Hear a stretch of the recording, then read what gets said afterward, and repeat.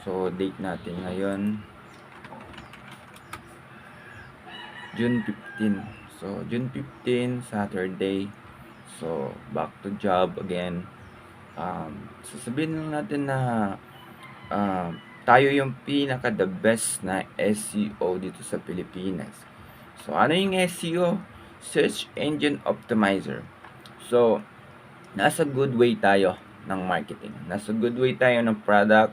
Nasa good way tayo ng platform. So, ano pa yung dapat nating i- i-customize sa market, i-work out, kailangan.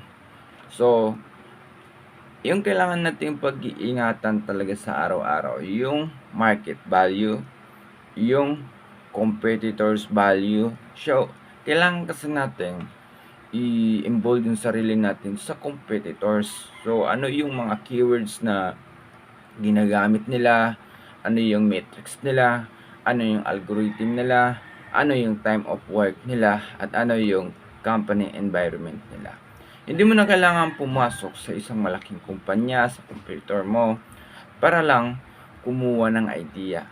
Simpleng-simple lang kung paano i-discover, i-monetize yung services nila, yung product logo nila, yung company name nila, yung organization nila, saan yung market nila, at saan yung mga benchmark nila, at paano mo sila i-execute na maging number 1 ka sa kanila.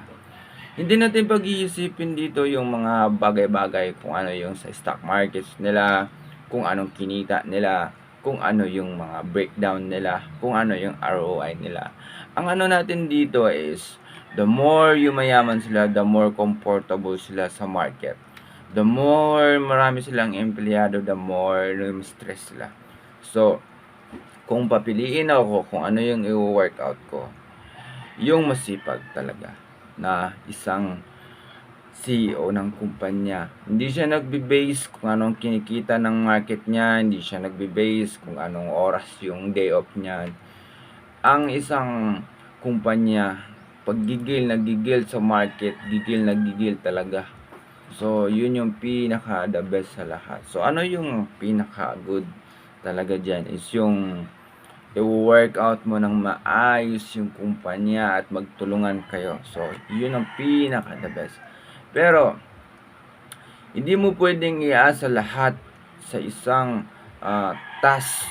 So, ganito yan. Napapansin ko, nakikita ko kasi sa mga ibang kumpanya na lumalaki na talaga. Hindi sila hindi sila nagpo-focus sa business nila. So, hindi porket nandyan yung SEO, eh hindi mo na bibigyan ng partida. Kailangan may partida pa rin talaga yan. Kailangan nandyan pa rin talaga yung tamang customization sa isang work. So, hindi pwedeng hayaan mo lang yung mga tao. Hindi pwedeng ganun. Kailangan ultimano ka talaga, na lumalaban ka talaga sa tamang paraan. So, ang masasabi ko lang, the market is good, more time, more success. Yun lang naman pinaka the best doon. Wala tayong kailangan sabihin na good office, good environment para lang magiging formal ka.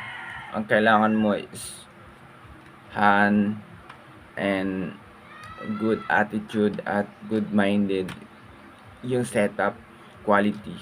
Yun lang. Pag sinabi ko kasing good hand, nasa mga tao kang mababait. Yun, nasa mga tao kang mababait. Pero kung mapunta ka sa mga taong mga balasubas na hindi marunong respeto sa mga kumpanya, ay kawawa talaga kayo dyan. Stress talaga yan. So, yun lang itong masasabi ko. The best SEO sa Pilipinas, walang iba kundi si Web Kingston. Walang iba nagmamahal sa Web Kingston kundi ako. Yun. So, by my blessing, by my signature, by my authorized. Pag walang authorized sa Web Kingston, yung nagre-represent sa Web Kingston kapag walang basbas ko sa video. Ang basbas ko kasi sa video or sa personal, iba talaga. Iba, hindi ko sasabihin yun. Sinabing the best SEO sa Pilipinas o sa US, Web Kingston. Tapos basta meron talagang secret code, may secret code talaga doon. Hindi basta-basta pag sinabing sa Web Kingston ako, kailangan dito kayo. Alam ko pagdating ng panahon may gagawa talaga ng ganyan.